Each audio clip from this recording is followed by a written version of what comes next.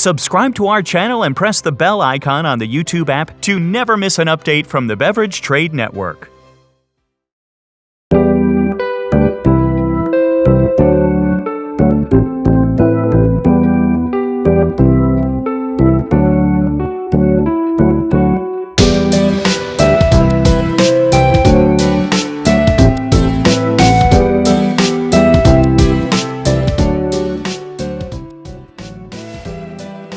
So there are many disciplines to look at. So within a bottling company that's buying wine from overseas and bottling, we have the worlds of retailing, of course, wine, handling, chemical engineering, packaging. There's many different trades to look at.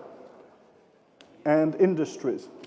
If you think about bringing in a tanker of bulk wine, where else is there an industry that brings in a liquid that is then used in multiple areas?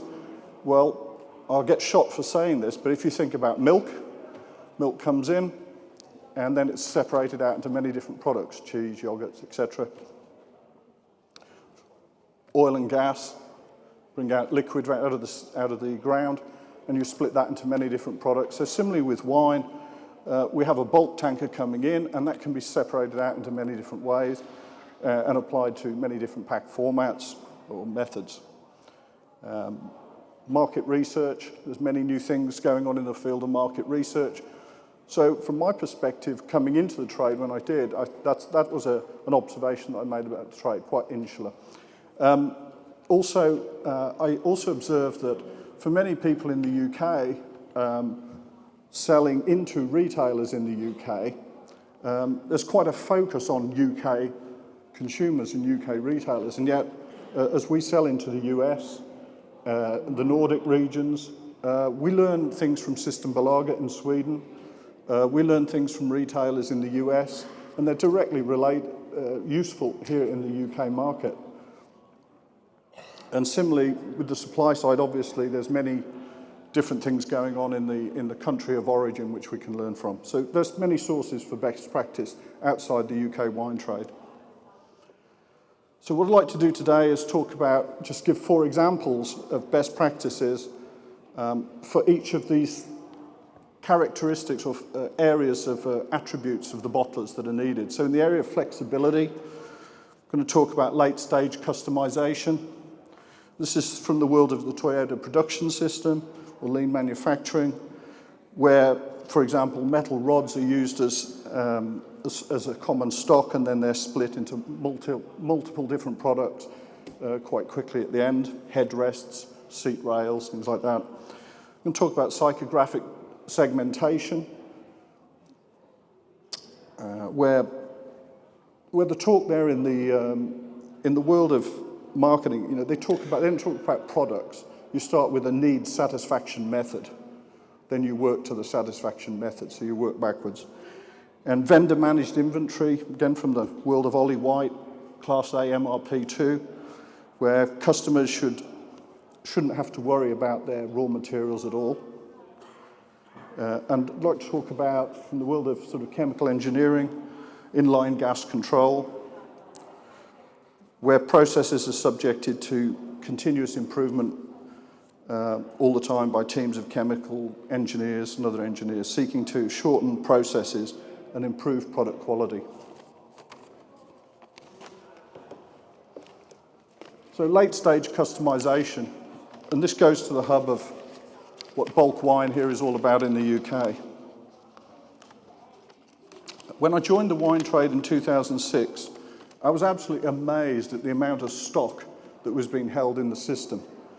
We had agents holding 12, 18 months worth of finished goods stock, and it was only selling at a very slow stock, it was just moving very slowly. When you analyze this, it's a lot better now across the industry now.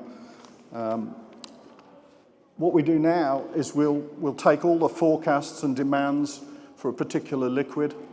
So in this case, I think it's say a tanker of New Zealand Pinot Noir, and we'll take all the orders and the stock, all the demands, and then we'll pack at quite a late stage. So we could be receiving orders, changing forecasts up until literally a few hours before we pack off. and then we'll start to pack off. And we'll do it, first of all, in terms of the make-to-order stock. So the things where you have a defined quantity for a particular customer, we'll pack that off first. And then we move into, right at the other end, it's more the make-to-stock type products, where it doesn't really matter whether you pack off 1,500 cases or 2,000 cases. That's your sink.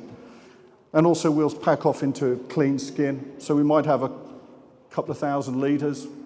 We'll pack off into an unlabeled bottle, or shiners as they call them in the States. And then we'll hold that clean skin stock, and literally we might have 20, 30 restaurants and bars, and they will come in, and as they require stock, we'll label it for them, a couple of days' notice. And that might seem a strange thing to do. Surely that's inefficient. My production colleagues hate it. They say, well, you know, we want long multi-tanker runs. But that's not what the restaurants need. The restaurants and the bars often want their own bespoke private label to enhance their brand. Okay, psychographic segmentation. So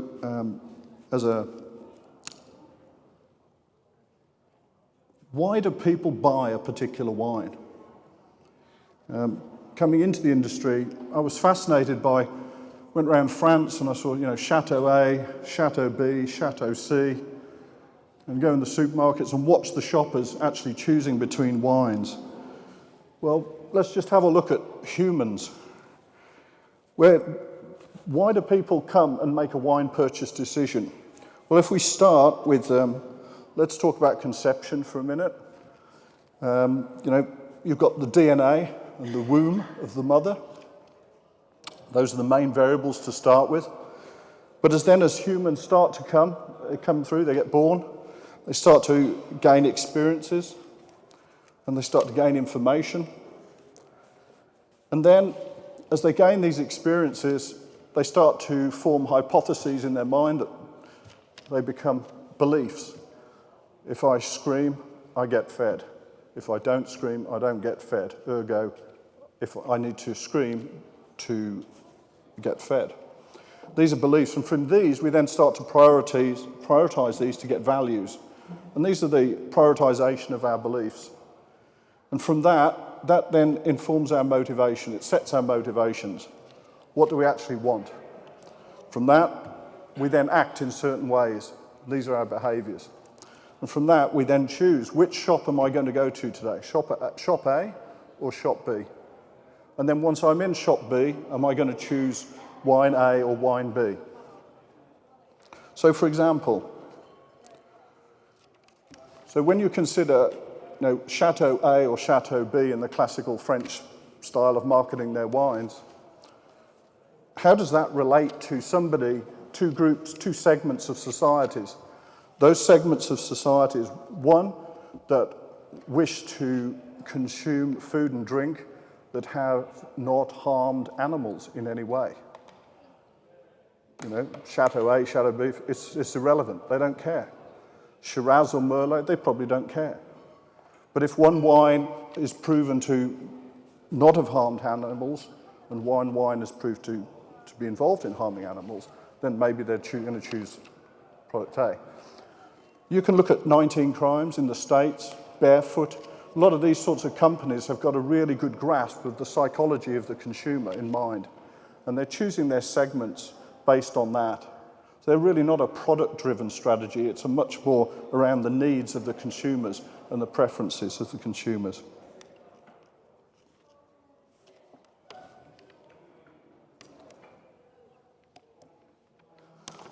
Vendor-managed inventory. When you go into a shop, a supermarket, have you already pre-ordered your wine? No. You just walk in the shop and you expect there to be stock of your favorite wine. You don't have to pre-order it. So similarly, when we're working with a retailer, when a bottler is working with a retailer, we believe they shouldn't really have to worry about their stock.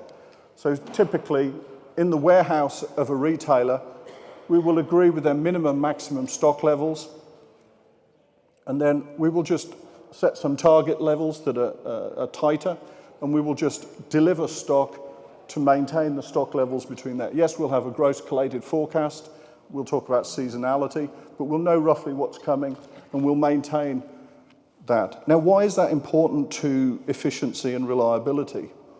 Well, what that does is enables us, the bottler, to top up stock when we're not busy and run down stock levels when we are busy. So we can then adjust our batch sizes and our production efficiencies to ensure that they stay in stock at the optimum cost. And that goes directly to the profitability of retailers.